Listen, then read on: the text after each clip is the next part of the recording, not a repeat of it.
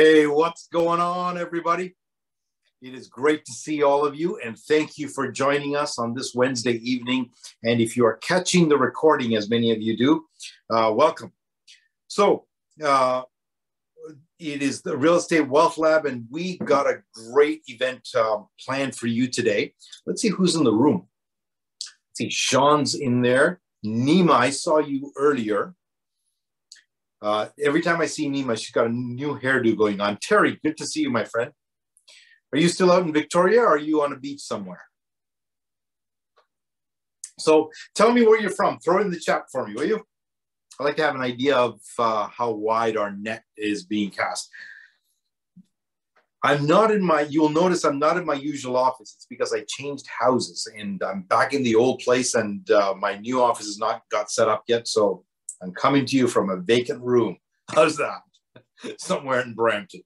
Well, listen, ladies and gentlemen, let's get started. Thank you for joining us. Now, Terry's actually in North Vancouver.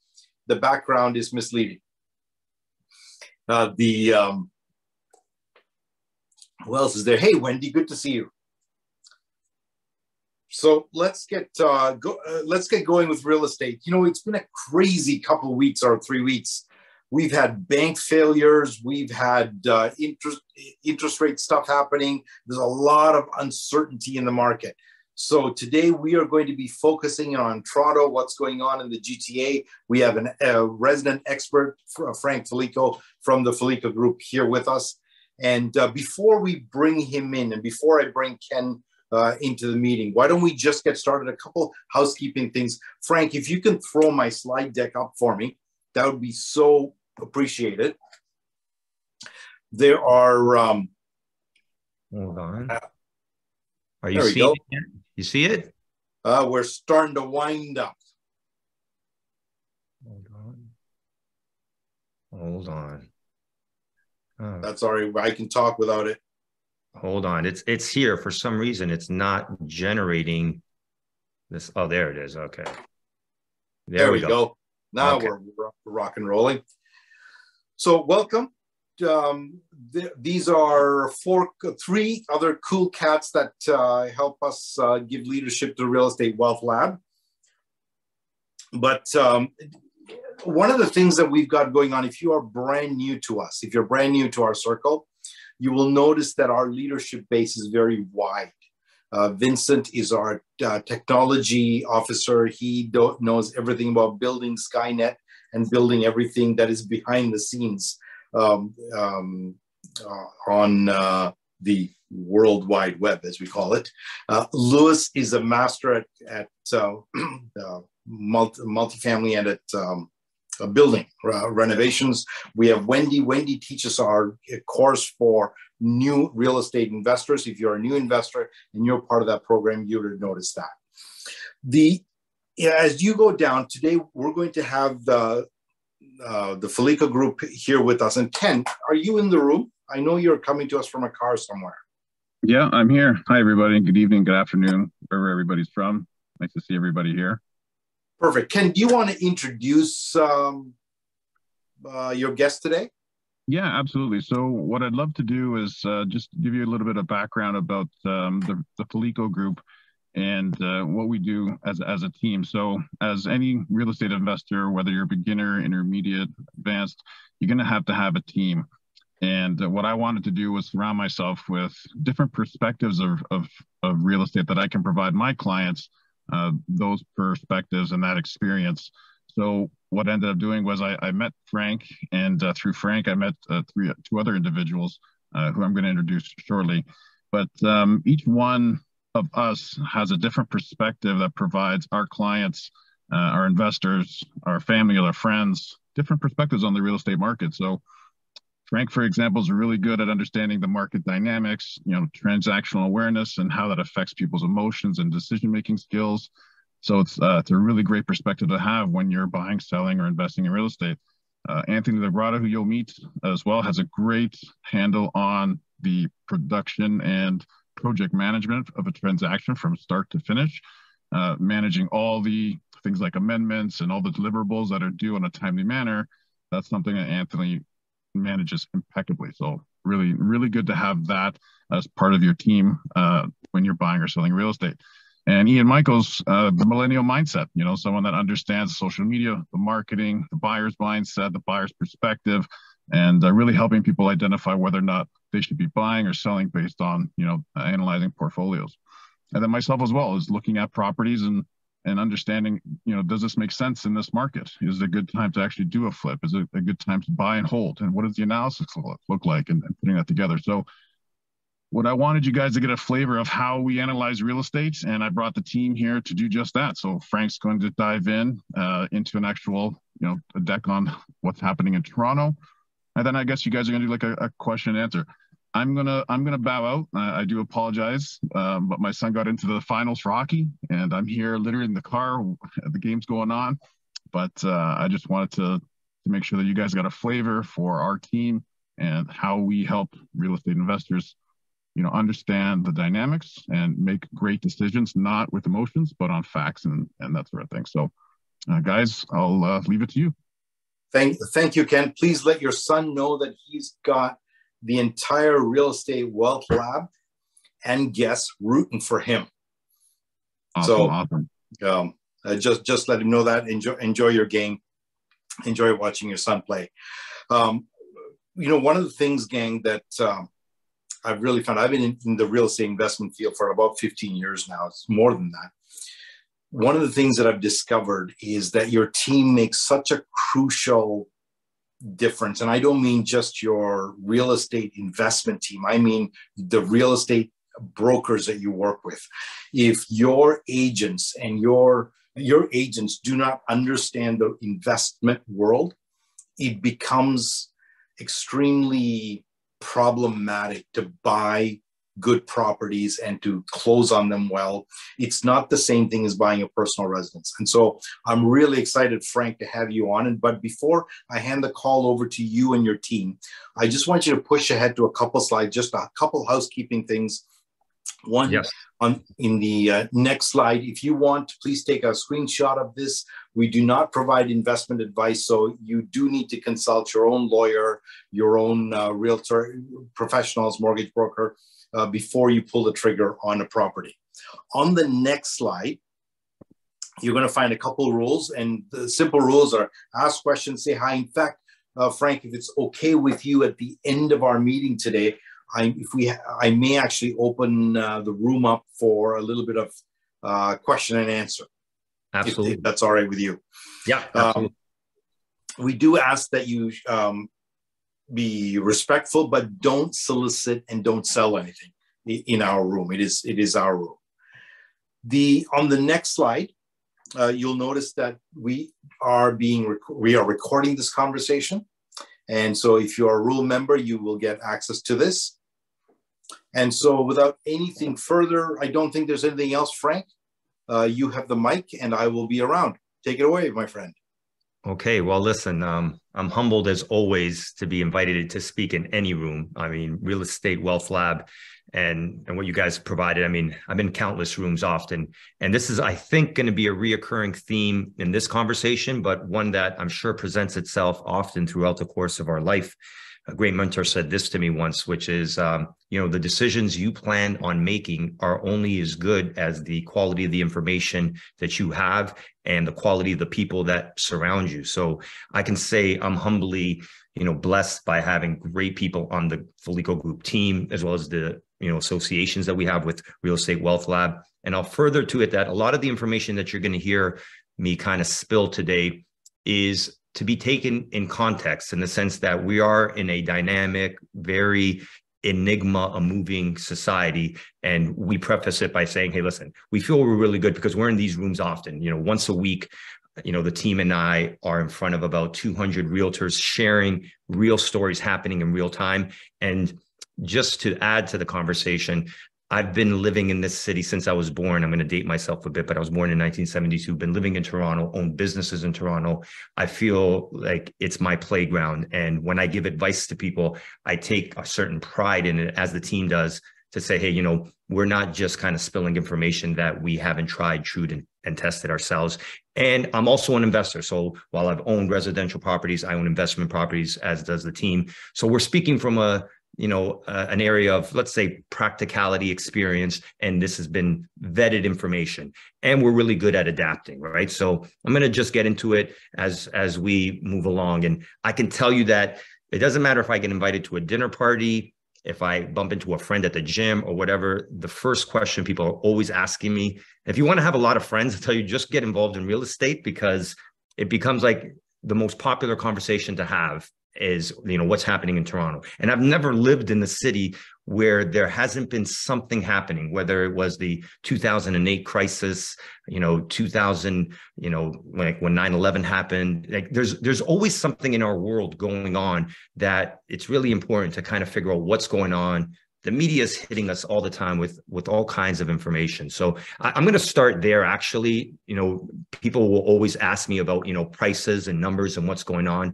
And I'm going to take my time with this. Sometimes people will say, hey, Frank, you speak quick. So again, at the end, if you have any questions, by all means. But the slide that I have in front of you guys right here is to put in context where we were at in February versus where we're at, February of 2022, where we're at February 2023. And if we start on the left, you can kind of see that in February 2022, the average price in the GTA was sitting at $1,334,000. And we're sitting right now at $1,095,000. If you look at the numbers on the right, it paints the picture of the volume of transactions that we're having. And the reason why I say this is important is the media could easily spin this slide and say, oh my God, sales are down. And they are, in February, they're down almost 4,000, 5,000 sales over last year. This is a really big number. And obviously the actual price is also very, very down. So if you're trying to sell newspapers, I'm dating myself again, we don't buy newspapers as often, but I'm saying if you're trying to sell any kind of media and hype around news, you're going to see that this starts to matter. I'm going to not bore you guys with numbers, because I tell you, when I was growing up, I'm not a big numbers guy, but I will say that the team is a big numbers guy, because they help paint a picture. And this looks like more bad news, of course, right? You're looking at detached homes are down in the 416 by a tune of 17%. In the 905, they're down 21%. And as you scale down, it's a lot of red. So it's easy to turn on the news and say, oh my gosh, the sky's falling. But you're going to see as these slides develop how we start to use the tools that we have to figure out where are we really, if you're a buyer or an investor. And I'm going to start here by saying that I've been working with a lot of residential people for a long time. And it is different when you buy a residential home versus an investment. But I will tell you the common denominator. One, I'm always dealing with a human being. So that's the common denominator. Two, they're always very emotional. So even a businessman who's very savvy is emotional, and the emotions might be different, but they don't like giving away their money. They like making good decisions. And that money in some way or another is connected to either their personal well-being or their family's well-being. So I find that the undercurrent of everybody's decision-making is rooted in those things, whether it's directly family, where you're putting a roof over your family's head and that starts to matter, and your family's future, or you're trying to acquire investments to create some kind of financial freedom for yourself or your family. Whatever the case or whatever lane you're in, I can tell you that when you see red, the emotions start to creep up, and the psychology of the transactions start to matter to us, because we understand that numbers are important, but not everybody makes decisions simply on numbers. Try telling that to a school teacher, maybe who's been working her whole life, is retired now, and all of a sudden has to sell and downsize, and her detached home has just dropped 17% on a transaction that she's planning on kind of, moving to the next level of her life. And we actually have, not to give out any names, but we have a family just like that, where it was somebody who's in their, senior years. They needed to sell something right now to complete a transaction that they had planned on numbers that were much better last year. And all of a sudden they're on the wrong side of the math. So we try and prevent that by giving people context. And this is an important slide just to take in. And again, feel free to take a screenshot if you need to. But we're going to be sharing gold nuggets with you that don't always get given out really and easily and readily. But what I'm trying to show you here is, if you look at the annual sales there on the right side of this transaction, we had 75,000 sales happen, and we're sitting at 1,189,000 at the end of 2022. That number, ladies and gentlemen, is the highest number average on record that the GTA has ever seen, ever, ever, ever. If you look to the left slide in 2021, you'll see that we ended the year at 1,095,000. At that time, that was the highest average that we had ever seen. And everybody was, quite ecstatic. If you had a property and you were trying to sell, you were looking at that. The reason why I'm pointing this slide out is you can see that the volume of sales in 2021 was sitting at 121,000 transactions, and we dropped to 75,000 in 2022, and yet the number still went up. So again, the media could easily have painted a picture. Sales are down for 2022, but even though the volume was down, the price went up dramatically. And if you look, again, drawing your attention to the left slide here for a second, you can see that the sales from 2010 to 2021 never really dipped below 75,000. They've been consistently high. So you can see how volume and price start to kind of have a correlationship. And this next slide just puts it in context from what's been happening in Toronto since 1995. We've had quite a bit of a jump. You can see that there's a few little dips there, but I want to draw your attention to the fact that in February 23, 2023, we're sitting at 1,095,000. Yes, we're off from the peak, but if you go back to this slide, 1,095,000 is what 2021 was at, which is still a really healthy number. I'm still trying to tell people, you got to put it in context that the sky's not necessarily falling, but you got to figure out where you are in the buying process, and this slide might help. So before we jumped on the call, the team and I were kind of reviewing net in-migration numbers. And this is something that's not always shared, but you can see that Toronto has consistently seen people come to its city. These are the Ontario numbers. The net in-migration for 2022 was 142,000 people, new people coming into the country. And you can kind of see how this chart spikes up over, as soon as COVID finished in 2020. Now, why is that meaningful? You're going to see how this relates as I superimpose it with our pricing graph. So there's a direct correlationship with the amount of people coming to our city versus what it does to the price. It has always been this way. It will always be this way. Now, in this particular side, I want to clear something up. There was 154,000 international immigration that has come into our city, but the net in-migration sits at around 142,000. Why the discrepancy? Well, if anybody's been paying attention, and again, we were talking about this before we jumped on the call, a lot of Ontarians are leaving Ontario to go to Alberta. So we are seeing some exodus because Alberta is obviously up and coming as well, and about to the tune of about 14,000, 15,000 Ontarians, I think, have left in that range. But this is why you see the discrepancy. I will tell you something to keep in mind, and this is an important fact. Of the G7 nations, we are the highest per capita immigrated city on the planet. Just take that in for a second. Of the G7 nations, Toronto, Ontario is the highest per capita immigrated city on the planet. That may vary from time to time, but the last set of numbers that we got, that's where we're sitting. And this 154,000 that's happened in 2022 is the highest we've ever seen. And I'm here to tell you that I'm not always the smartest guy in the room. It doesn't take a brain surgeon to figure this out. My family will always ask me, well, Frank, why is that? And I say, well, let's take something simple into context. Chicago, as a great city, in one weekend will have more gun violence than Toronto will see in an entire year. If you look at the way the safety is around a population of roughly 6 million people, the way we interact with one another, we are not perfect. There is racism. There's all the other stuff a big city has. But if you rank us up against a lot of other cities, you'll see that we are much more tolerant of just about everything.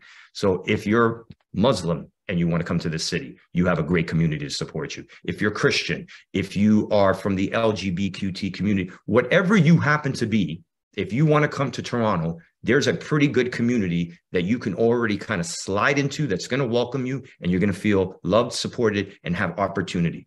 That is enormous. And it's one of the main drivers of why people feel safe to come to our city. And then our Canadian banking system is world-renowned as well. And again, we only have a certain amount of time, and I don't want to bore you guys with a bunch of stuff, but to give you the context of why the people are coming to our city. And this is some of the gold nugget stuff that I talk about with people often. What I'm about to share with you is not always shared publicly, but this is the Crane. So Frank. Yes. I just want to interject something. I don't want to gloss over this. The thing that you said about the safety of Toronto is huge. I'm an immigrant, and I come from a country that went through a civil war. And when the last time we came to Canada, we were, all our funds were, they took all my dad's money, everything. And it's a different story for another day. But here's what I've noticed, that whenever there is pain and suffering and danger, people look for safety as one of the number one criteria. And second criteria is a place where if they sacrifice, their children will have a better future. Money follows the same pattern. When people are threatened, capital moves to safety. And then they will double down on a safe place in the hope that in the future, their capital will make a bigger return. 100%. And in real time, just as a footnote to what you're saying, in real time, I'm helping a gentleman and his family that is coming from South Africa, Johannesburg, works for Microsoft, an executive, has a lot of money, could stay wherever he wants. The challenge is, and this was really crazy to me, I was just taking them out to see a bunch of properties the other day, and the wife was a little bit, I wouldn't say startled, but was surprised that people were walking freely on the streets after 6 o'clock. And she's like, that can't happen where we're from. And they're like, at a certain time, like they just don't feel comfortable walking with their kids on the sidewalk and doing stuff because there's certain things happening. And, it is a world-class city, but again, I don't leave Toronto often. I mean, I've traveled obviously the way many of us may be on vacation, but it does say something to the context of why so many people from so many nations feel like they want to come here, to the point that you're saying. They find it safe, and money flocks to safety above all other things when it wants to protect itself and wants to grow itself. And that's why we're seeing this constant phenomenon of, regardless of whatever's happening in the world, COVID, 9/11, financial crisis. And, every year you can probably pick something new that's going to happen. There's a certain undercurrent of comfort that our city gives many people, which is why the money finds its way in here and why we see the trend that you're seeing on this screen. This is not me, making it up. You can see it for yourself that there's a correlation between the price, which is that line, and the amount of people coming in, and when they do, how they push that price up. So it's definitely within context. And that's what leads me to this next slide, which is above what Frank Felico Group and the Real Estate Wealth Lab is going to ever share with you. Developers who pump hundreds of millions of dollars into projects look at this, which is called the crane report. And this talks about how many cranes are in the sky in North American cities. And these are obviously the most popular ones. And I can tell you on last visit that as of right now, Toronto has more cranes in the sky than all the other North American cities combined. So take that in for a second, guys. There's more cranes in the sky, 284 current cranes in the sky in the GTA.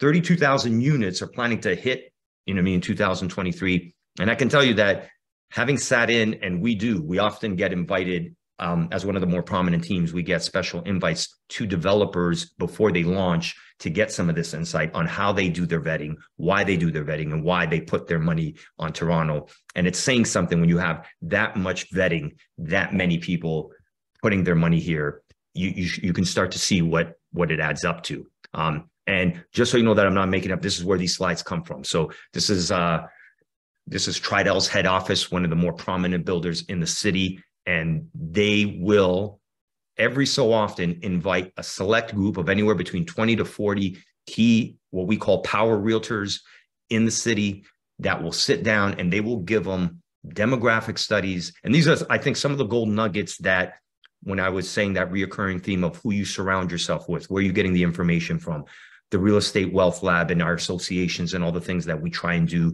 as a collective, the relationships are important, because this is how we advise people that come to us and say, okay, how do you know, Frank, that something is going to go up or go down? And I've said this often, because every time I talk to certain clients that might come to me and say, Frank, I feel like the market might come down.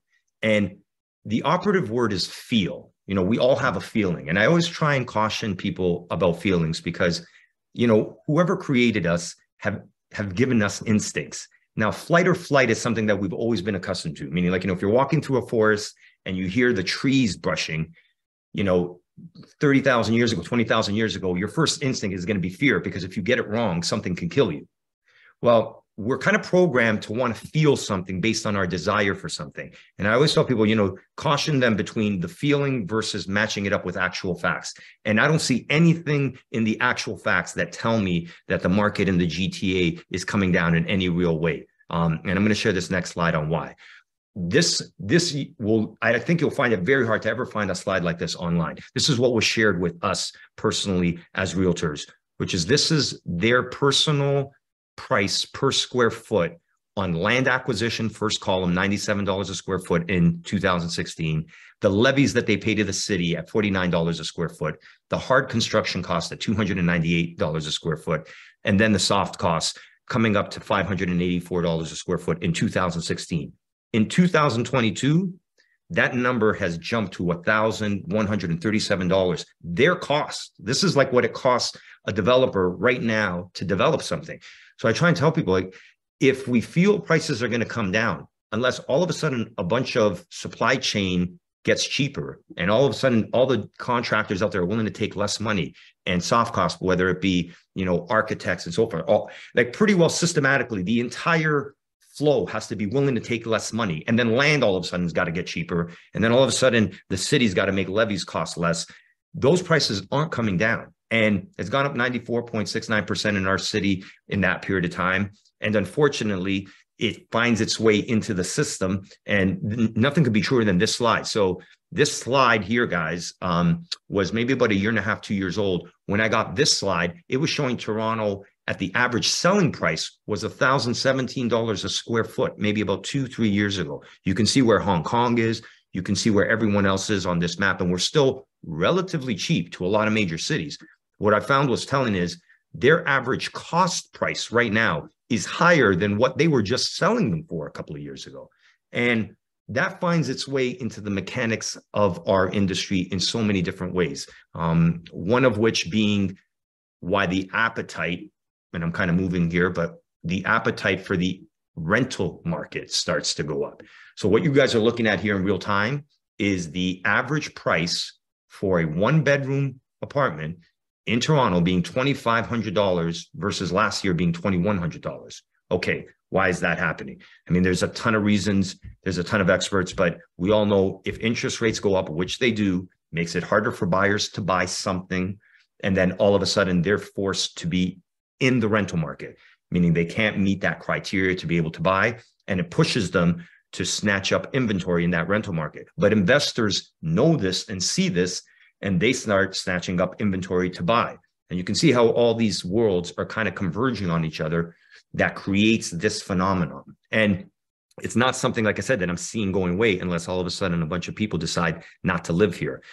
Further to that, average 2-bedroom sitting at $3,178, up 14% over last year. Now think about that. This is just a 2-bedroom apartment that somebody's going to have to fork over $3,100 and change to live, and they still haven't paid for their cell phone, their Wi-Fi, if they have a car, if they got obviously got to feed themselves, if they want to have a little bit of an entertainment budget. It's an expensive city to live in, and it doesn't get any cheaper. But because the amount of people are coming in, keep it that way is why we're kind of bullish on this whole concept, right? So I get obviously the magic question asked all the time. So where do I invest if it is Toronto? Because it is hard, obviously, to be cash flow positive and the like. So I'm going to give you a couple of little tidbits of stuff that we've been seeing. Ajax, Whitby, and Oshawa, I'm going to start there, being obviously east to the major core. You can see how dense the core is, has been some of the best opportunities still where you can buy potentially a detached home under $1 million. And I can't tell you how many friends and family and clients we've been helping that have been talking about moving out there, buying multiplexes, looking at small detached homes. Condos aren't quite not as popular there yet, but I can tell you that they're looking at that for a simple reason. If you start running the numbers on multiplexes, condos, and small detaches in the GTA, generally speaking, it gets very hard to be cash flow positive, which is one of the major criteria that a lot of investors want to look at being, cash flow positive. But I will, as these slides develop somewhat, give you a slight variation on that strategy that might open your eyes. E3 is a particularly section in Toronto that's still kind of up and coming. That's east in the Danforth area. there's still a bit of an appetite there to growth. And W10 and W9, which, to give you guys perspective on where that is, that's in the Islington and 401 area. So we're still seeing certain pockets of the GTA right now, not totally fully developed, that still have some opportunities. And there are still some areas in W6 there near the lake, and W7, like, you got to be careful on how you're shopping and who you're shopping with. And I left Brampton and Mississauga out of the equation right now. There are opportunities there, but I tried to keep it a little bit more specific to the core, because Brampton and Mississauga vary greatly depending on what quadrant or corner of that town you might be in. And we'll get into this a little bit more with a case study here. So to give you guys an example, this particular case study is a property that resides, I'm going to go back one here. It resides in that W10, that far left circle there, W10 around the Islington and 401 area. And this is an interesting case study because this is how the property looked when my client bought it. And I'm telling you that it looked like this and worse. The basement was really, really bad. But we turned this property into this property, right? And you can kind of see that.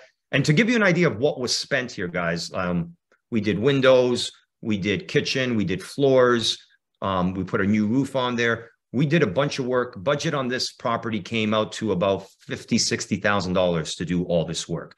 And the reason why I feel that this is a really good, interesting case study is because of what it did on the market, okay? We listed it for lease. Now, this is to give you a perspective of what kind of rents we're talking here. We listed the property at $24.88 for the main floor only, no basement. And the appetite for it was so extensive that we ended up leasing it for $29.50 per month to a nice family from Brazil, wife with 2 kids, and her husband's coming after. And this is what I'm talking about, new Canadians always coming to the city. And then the basement, believe it or not, is getting an additional $1,600 a month. So that's a pretty healthy amount of rent. Now, why is this case study important? You're going to see at the Real Estate Wealth Lab and how the Felico Group, how we kind of dissect a property and say, well, how healthy is it really? And to look at the different angles of how we view these properties. So one of the things that we do, for starters, is we throw it into an analysis. Okay, and without getting too complicated, we kind of look at where it is geographically and how it relates to other properties and kind of rents that they're getting. Right. So this graph will show you that we go through an analysis and saying, okay, if you see 0.2 number Toronto there, we're saying a 2-bedroom will get about $3,300 and a 1-bedroom getting about $2,500. And we kind of put it through its paces. And then the analysis goes a little bit further to say, okay, are there any other homes that are kind of like it that we can compare? So this is a good example. This happens to be a 2-bedroom. The house I showed you was a 3-bedroom, but they're getting $3,800 for the whole house. We were getting $2,950 for just the main floor with an additional $1,600. So we start just doing this analysis. It's a really, quick process at first. And this is what we talk about when we talk about the Real Estate Wealth Lab tools that people have access to and how we use those tools. This starts to kind of paint a picture of, okay, where were we at with this? Well, we looked here further to what I'm talking about, basements here. If you see that bottom picture saying that $1,750 in the area. So at $1,600, we got a little bit less than what the area could have probably deemed. And then above that, you're seeing $2,500 for a townhouse. So it just gives us different ways of analyzing this property and how it stacks up to other properties. And then we, of course, splash it in the, House Sigma calculator to give us, a rough value of what the property is worth. So Sigma is saying $950,000. By the way, guys, these are like websites that you guys can sign up. You can do it yourself. There's no question about it. One thing I always tell people that I work with is if somebody picked me up and threw me in, let's say, NASA's headquarters and said, here you go, Frank, you have access to all the information and here are all the tools.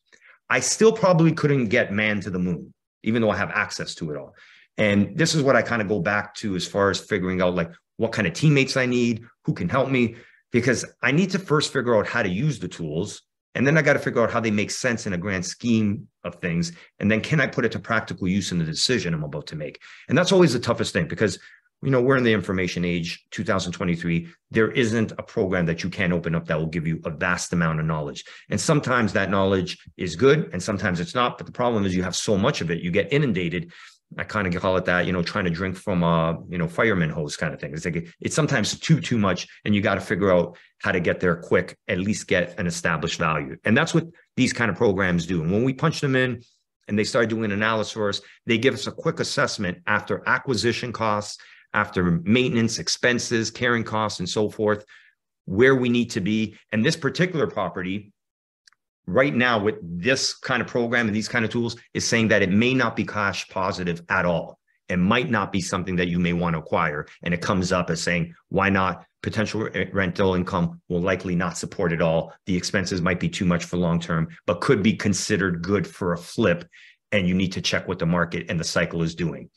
I'm going to tell you a little bit about this case study that might open your eyes for everybody, is that this is my personal investment property. And I have a few of them, but I'm going to tell you that when I bought this property in 2013, 2014, a lot of the tools that you're seeing here were just not around. Now, I was fortunate enough to be astute enough to realize what I was doing, but I can tell you that when I ran the numbers, much of it came to the same conclusion that, back in 2013, 2014, I could only get about 13 to 1400 on the main floor, and I could only get about 8 to 900 in the basement. And when I ran those numbers, if I was being sincere with just the math, it would almost look like this is not a property you should really jump into. But I'm here to tell you that I bought that property in 2013, 2014 for $450,000. Today, it's worth close to $1 million. It is now cash flowing to the tune of, like, my mortgage is only $1,500 a month, and I think we're cash flowing about $3,000 a month clear. And the reason why I'm bringing this in context is that the tools help you figure out when you need to make a move that is maybe contrary to the actual math, but understand that there's an appreciative value of the property that's going to increase, and how much will it increase, so that from year into year out, you're not going to be bleeding. And this is something that a lot of people overlook when it comes to Toronto. I tell them, hey, listen, I could have taken that $450,000 and probably bought a property somewhere in Kitchener, Whitby, or other parts of the province, or maybe other parts of the country, and probably get really good cash flow instantly. But I wouldn't have $450,000 of additional revenue based on the current valuation, because those properties are not growing at the same clip. So this is all to say, guys, there's context and why these kind of meetings are important, and why working with the Real Estate Wealth Lab and, realtors that you trust to make you understand that sometimes the math will point you in a certain direction, but you got to look at the full spectrum of the criteria, because it could change the way you feel about a property.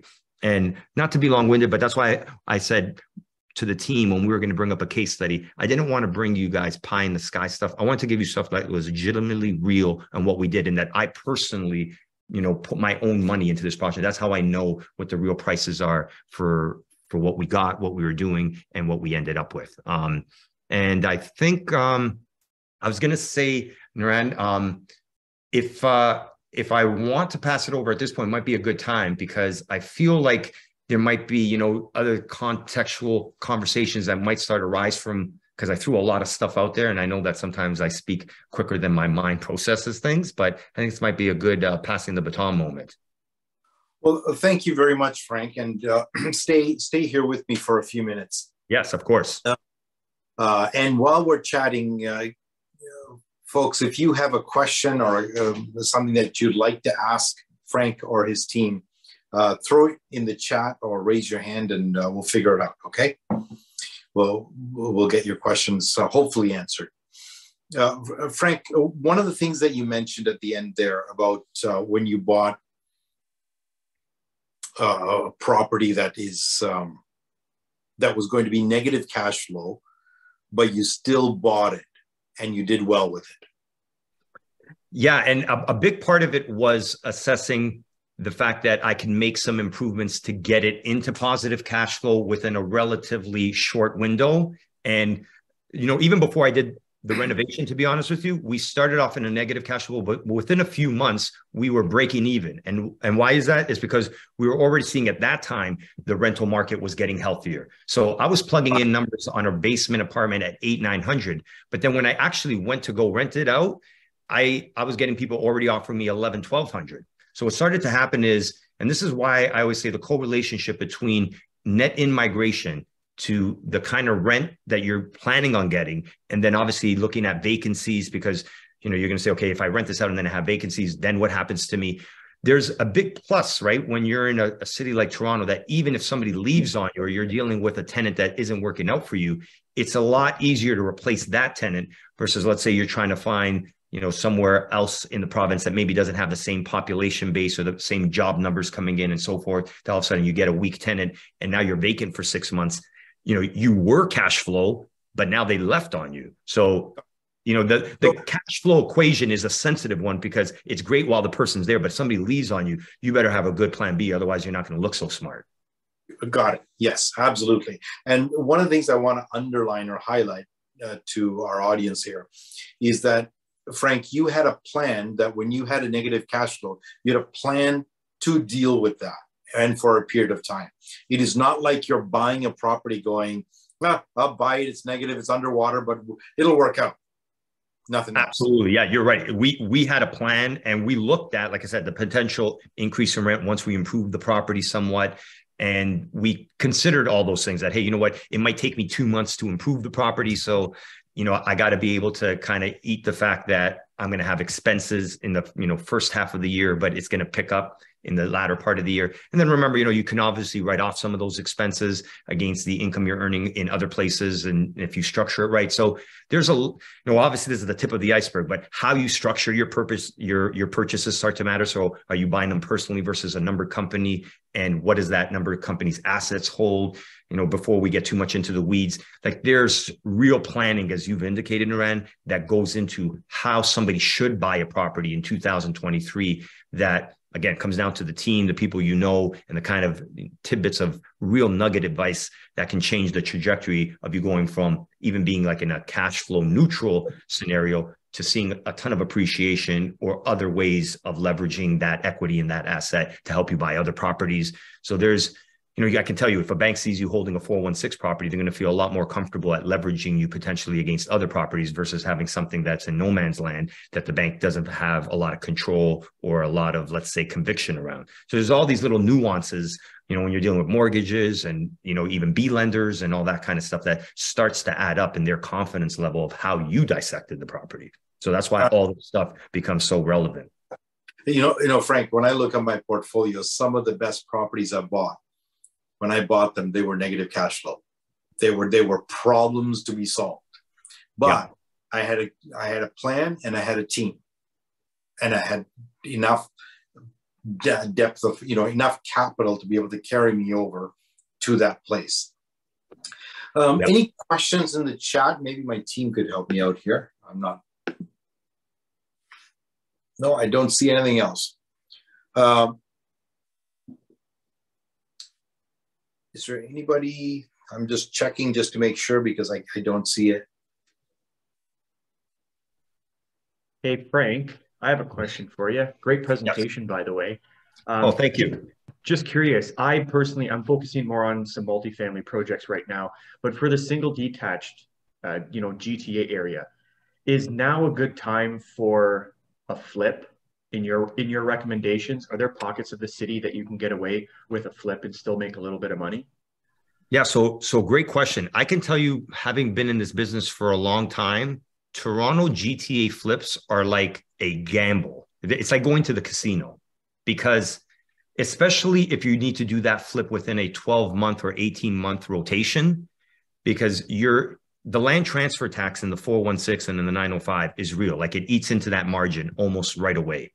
And a lot of sellers, unfortunately, in the GTA are also savvy, knowing a lot of what I'm talking about here, that, it's sought after. So when you're buying the property to begin with, you're not getting a deal. And then by the time you take all your acquisition costs and you throw in, the builds and any other, situations with committee of adjustment hearings where you're trying to get your permits, like there's a bunch of stuff that prolongs, the transaction. And I've seen really good builders. And when I say builders, like I'm talking about guys that are used to, let's say, maybe buying 5 to 10 houses a year, not the mega guys, lose their shirt because when it's good, you get a great flip. And when it's bad, you end up giving 150 grand back. And that's why I always tell people, like, Toronto's not really a flip city. Can you do it? Of course. Like, you get the right opportunity where somebody sells you a property just in distress and you get a bit of a deal. And is there a bit of that window? But I look at the cost reward kind of result scenario and say, do I want to risk this money to potentially get this, to get that? And when I do that math constantly, it comes out like it's not really worth it. It at least flips in Toronto. Now, if you can hold on to the property and sit on it for about 5, 6, 7 years and then flip it, yes, you know what I mean, there's a little bit of a less risk there because you're going to have obviously costs on taxes and carrying costs, but the appreciation in the GTA, as I showed you those slides, is so great that into the future, you'll always get it back, even if you're taking it a bit on the chin in the first few years. But if you're trying to flip within a 12 to 18 month window, I would say it's a gamble. If you're trying to do it in a 3 to 5 year window, then you got some fruit on the tree to really speak about. And that would be my like short answer, but there's always obviously exceptions to the rule. But in general terms, I would say you're better off going to the casino with your money almost in that case. Right. Yeah, it definitely, I would agree with you. I find it hard to make. And multiplexes are pretty good though. I mean, if you were going to flip a multiplex, perhaps like maybe if you take a distressed multiplex and then you improve that and you get a savvy investor, but not to belabor this point, I can tell you, like, we're often, like I said, in rooms of 100 or more people. There isn't an investor I don't know that isn't looking for cash flow properties everywhere. This is why sometimes, a little bit of that searching for your diamond in the rough kind of strategy, whereas maybe the property is just break even cash flow or slightly below break even, but you can turn it into a cash flowing property because the cash flowing properties usually get snatched up really quick because of how many eyes are on it. And it's a catchphrase too, right? Like, oh, you better buy cash flow. You better buy a cash flow. And that's true, of course. It's like saying, when you go to the bank, you better have money in it. But at the end of the day, you got to kind of take a look at what is the possibility of finding a cash flow positive property versus acquiring something that can make you money. And I can tell you that in 2013, if I was looking for a cash flow property, it would have taken me maybe another year or two before I bought the one I did. And the one that I bought in a year or two grew quicker than if I had found the cash flowing property, and I would have ultimately made more money doing the strategy I took. But going back full circle, it came down to at least being aware of the plan and what was the real risk. I felt like the risk wasn't that great because the rental market was so good and the property already didn't look that great. So if I made slight improvements, I felt I could get a better renter and I could get that property closer to break even and then eventually cash flowing. But it took having the awareness of that information to make that judgment call. Yeah, you jumped right in the market on it, and you had some opportunity with the forced appreciation that really helped out. Yeah, and Toronto has that base to continually do that. Like I said, it's not a perfect linear line, as you saw from that chart. We don't always go up every single month, every single time. But over a progression of months, the general sense is we're always moving in a climbing direction. Right. Thanks, Frank.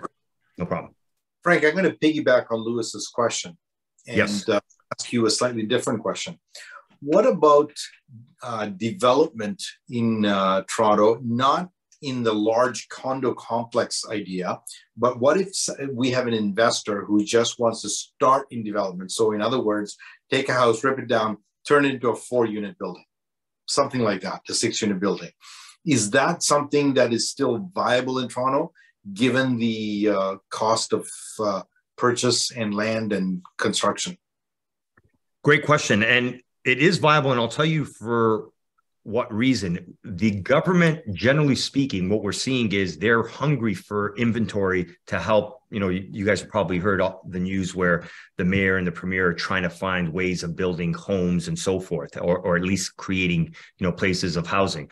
So anything that involves creating more housing on existing property, generally speaking, you're going to have a less of a tough time getting it passed through, which is one of the things that hurts investors, right? Is like the carrying costs while you're trying to get this permit process. So there is a natural push behind the scenes to have that happen more readily. The real trick to that particular question or conversation is, can you find a property, buy it from a seller at a good enough rate to make it feasible, given that all the sellers are almost wanting, this is what's really crazy about the Toronto market. Sellers don't want today's price. They want what they think it's going to be worth in a year already. You're going into deals sometimes where the seller isn't even realistic about the current market because they feel this constant push of going upwards. And we get that with sellers all the time, that we give them a current evaluation and they come back to us and say, no, we want 100 grand more than what the market value's given us. And we look at them and say, but nobody's going to give you more than the market value, right? So I will tell you this, guys, even when we're in bidding wars and you see the prices go above asking, and Anthony Legrado, who's on this call, says this all the time to our clients, the asking price is a fictitious, artificial number. It isn't even real. But what is real is, what is somebody willing to pay for that property? And that means the market value. Right. And I can tell you, a lot of times these prices are priced so low that you get into this scenario where the seller, when we give the market value, thinks that they should get 100 grand more because they hear about bidding wars, not realizing that market value is your value. And if you can buy it at market value, then you're good. You just have to be careful of not overpaying for a property because you have that desire to get in the games. You know, you become almost, I don't want to say green about it, but a lot of green investors that are just jumping into real estate, they want to get in so badly that their first purchase, they end up overspending on it. And we're dealing with a property right now in the Islington and Royal York area that they kind of ran into that problem. They weren't trying to flip necessarily, but they bought a property last year. Now they need to flip out of it this year, and they're on the wrong side of the math because they bought it for about 100 grand more than they should have. And this is where we always tell our clients, you don't make money when you sell, you make it how you buy. So if you buy properly, then you have a bit of runway. So you're not forced to sell it within a certain period of time, then you're going to be okay. But a long-winded way of saying that if you're going to go the route, the suggestion you made is probably the best one, where you're creating more doors out of one door. You'll have a much better upside than just trying to convert, you know what I mean, and flip a property, because you haven't created new housing. You've just, you're kind of replacing one for one. You're just making it look nicer. And Frank, what are tenants looking for? Well, let me ask you this question. If I was to go and say, develop a property, build a house. Yep. Would that house be better suited for the entry-level market, given the migration and the number of people wanting to enter the market? Or would it be better suited for the middle of the road? Or third option is the real high-end house. Where do you see the demand being? This is another great question. So I'm going to tell you that between, and this is what's great about studying demographics, between newcomers to the country and first-time home buyers, and then you have people that, let's say, are 60, 70-year-old and older that are kind of in their twilight years, and maybe somebody passed away and they got to downsize. And I can tell you, I'm going to add another demographic, between, let's say, the ages of 35 and 45 or 50, which are like the highest divorce rate that we've ever seen in our history, to the tune of over 50%. Every time somebody gets divorced, it creates a double dwelling need, meaning a husband and wife can no longer live in their $2 million house. So they got to sell it, and they each live in $1 million property. But all these categories that I just mentioned, Naran, are being pushed in the same pricing category, which is really between the 700 to 1.1 range. You have 95, maybe 90. I don't have the exact number, so don't quote me on it, but in the high 90s of everybody is shopping between 700,000 and 1.1, 1.2. So that is where your biggest audience is. So if you're planning on, buying an investment or dealing with property, that you have it's almost like we're about to launch a movie and everybody wants to watch that movie. So you already have a really good audience. I will preface it by saying that if you build a really good product north of 2, 3, 4 million, like that higher end, if that product is really, really good, the good thing is that you're dealing with people that are never afraid to spend money, no matter what time of year is, no matter what's going on in the world, because they're just in the process of living their life. And, we have a couple of buddies that are in the car industry. And I can tell you that when it's really bad, they still sell the same amount of Ferraris and Lamborghinis, because guys with money or people with money want their toys and they'll buy their toys. But it's a much smaller audience. And you got to really be crafty at knowing your audience then, because their tastes are more specific. So let's say you decide to put in a kitchen. Well, one guy likes one $200,000 kitchen. Another family might like another $200,000 kitchen. And now you just built something that appeals only to a certain demographic. And that's why I'm saying better off playing in the 700 to 1.2 sandbox, even 600 to 1.3. Let's say like that general sandbox is where most of everybody, that like all the major demographics I just talked about, like every year there's first time buyers entering the market. Every year we have a bunch of new Canadians coming, and a lot of them aren't going right to the $3-4 million properties either. And every year, the baby boomers are probably, I think, still the biggest generation number wise on the planet. They can't live in their big homes, so they're selling them to go into smaller homes. We call it downsizing, but you can almost use the word right sizing, like what's right for them now. And they're all converging in the same price point. And that's why that price point is always being nudged forward. But it's also the price point that gives you, the highest ability to see that appreciation. So if you buy a small detached house now, which looks like a starter family, yes, you're going to have such a wide audience to choose from that you're going to be well positioned in a couple of years if you want to flip out of it, because there's a new first-time home buyer entering, and there's new immigrants coming, and there's new people getting old that need to downsize. So I feel it's almost like an audience that will always be there for you versus like trying to gamble on that higher end market, which is, it can be fruitful, but you got to be better at your craft. You got to know how to build to that specific audience, and it's an acquired taste. And Frank, this is a really, really interesting conversation, because I know that a number of our members are looking at properties in real time, and given what's going on in the market, are struggling to find their way as to make a decision. Let me ask you one final question, and this is more for me personally, as opposed to other members that I know of what their questions they have. I've actually got a property right now that is that I have the opportunity to either legally duplex, but if I do that, it's going to become literally like a separate unit with no connection between the two, legal duplex, or I can turn it into what I call a multi-generational home, where I have a second kitchen in the basement and the in-laws, or it's like an in-law suite. Which way would you think I would get a better bang for my buck? Right off the cuff, I would say the legal duplex. Okay. And simply because I find even multi-generational homes like their privacy to a certain degree.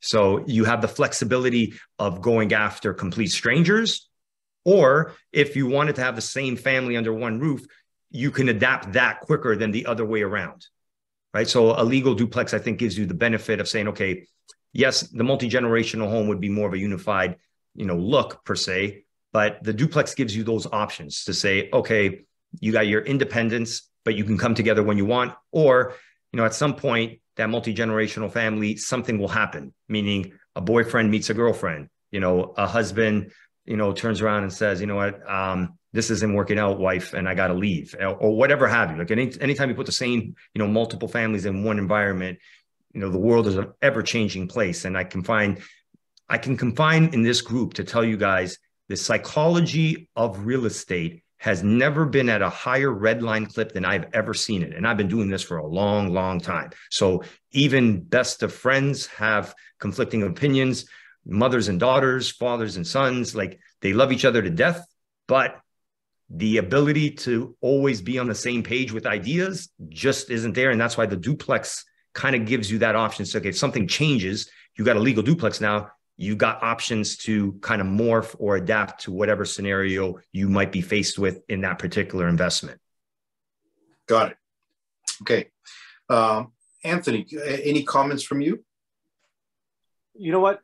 Frank is usually our crowd speaker, but I'd like to echo what Frank just said with regards to your question. My immediate answer was exactly what Frank had mentioned, and we often take clients out where they are looking for either that multi-generational or an investment property where they could live and rent at the same time.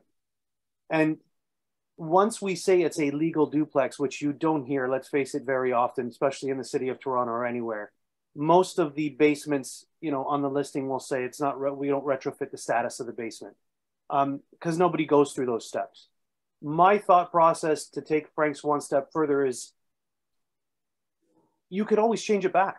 So let's say you do create two separate full living areas where, let's say the time you go and sell it, somebody wants to purchase it as a one-person family and they don't want it separated. You could always open that up or re-renovate, if you will, to open that house back up. The other way, you would have to go through your process, get your, go through other permits, that's a whole process that's much different and more difficult as opposed to just re-renovating the home.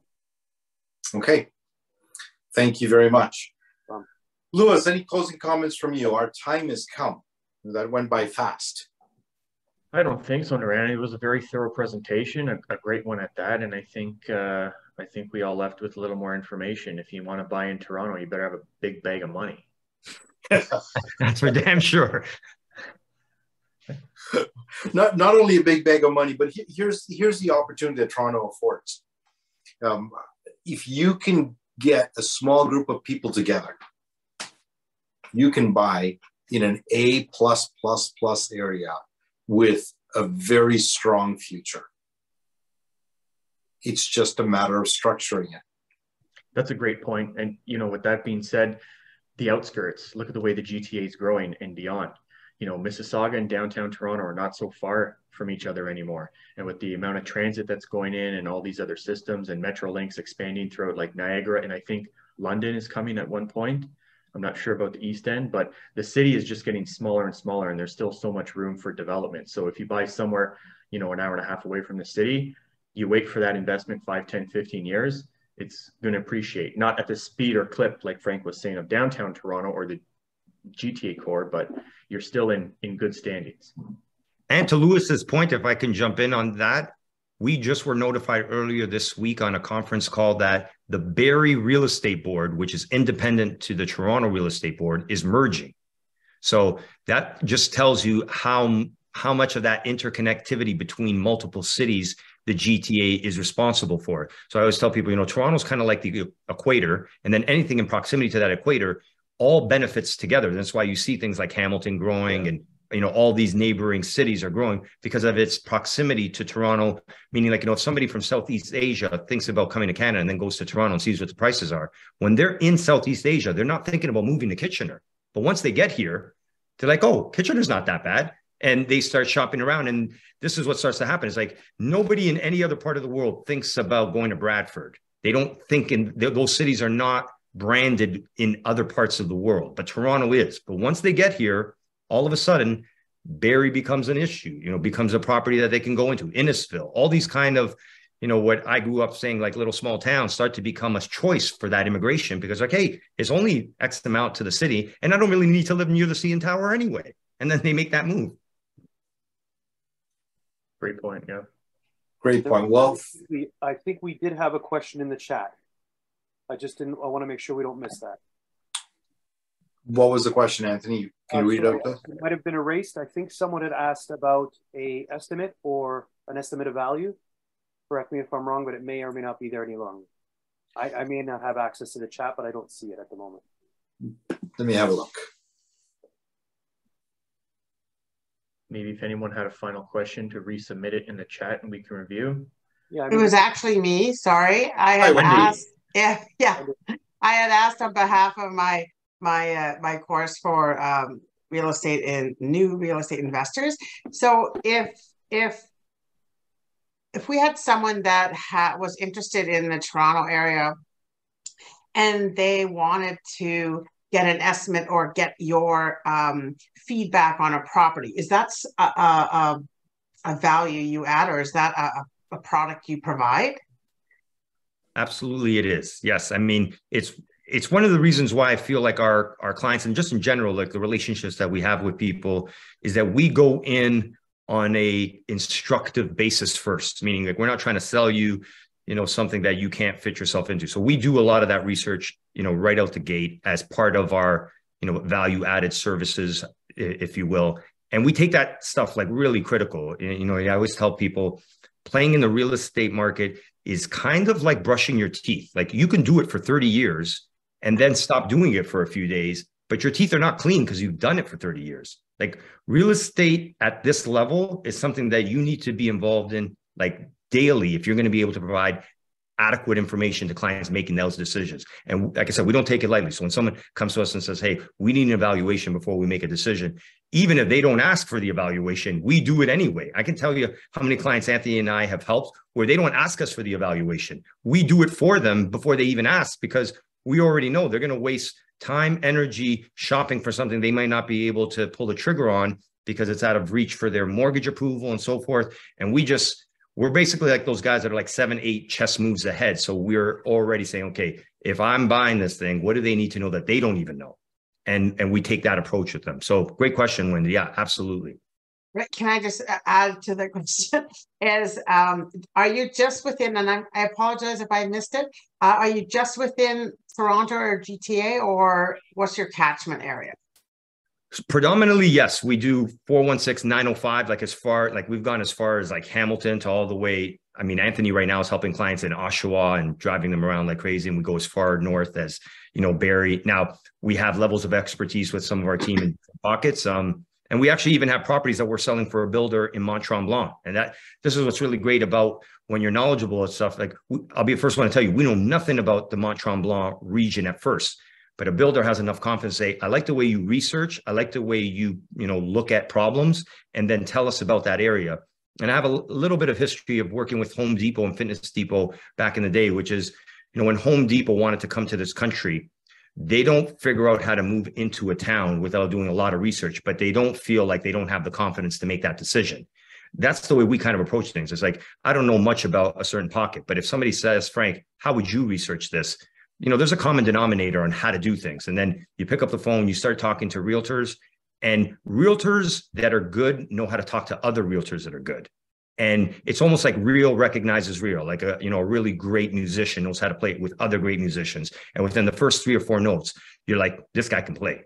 And all of a sudden, the kind of information you get is different than a novice going in, getting that information. And it changes how you can make decisions around buying. And that's going back to Rand's original point, which is like, you don't just go off the cuff. You got to have a plan. You look at your team, and not every team member, I'm going to just throw this out there, not every team member is right for every single project either. And we kind of have enough, let's say, honesty amongst ourselves to say, okay, no, we need to get a boots on the ground piece of information around this particular thing. And then we will go in and find that boots on ground information. And then we come back in-house and say, okay, now the snipers know where everyone is. Now we can pull the trigger instead of taking a machine gun approach and blasting everything. Oh gosh, I totally agree with that. Sorry for using the gun analogy. I know we're in Canada and not the US, but I love the gun. Thank you. In closing, boys and girls, ladies and gentlemen, all other endangered species, thank you very much, Frank and Anthony and the entire team, for showing up today for an awesome presentation. Thank you. And if you want to reach Frank, just send us an email at info@RealEstateWealthLab, and we'll make sure that you get connected. Maybe somebody from my team can put that in the chat. Oh, it's already done. That. Frank, can you just share the last closing slides with me just for a minute? Yeah, I'm going to see if I can pull them back up here. For some reason, that's okay. I'm going to see. It might allow me again. Let me see if I can. Yeah, for some reason, once you get out of it, it doesn't quite. Oh, here, it's loading it up again. So let's do slideshow. And I think we were here, and then we were moving on to this, maybe. So if you need help, just again, info@RealEstateWealthLab, and we will get you in front of the right person. Our team is wide, and each of us go deep in our own specialty. One thing that if you are brand new to the world of real estate, do not try and do this alone. You can make a lot of costly mistakes. One thing if you scan this QR code, you will find that for $49 a month, you get to be part of our network, have access to a pile of proprietary information and templates for analysis, plus coaching on a monthly basis as well. It's $49 a month. There are other things at $99 a month and $9 a month, but I just want to focus on the $49 a month. These are for people that want to actually create change and really get something done. Gang, this is the time to be in real estate. I actually had today somebody give me a call. Actually, they came over to my house, sat down with me and said, Ryan, even the bank manager is telling me not to leave my money in cash. I should put it into gold. I said, put it into real estate. nothing outpaces inflation and hard times like real estate does. It is a safe bet.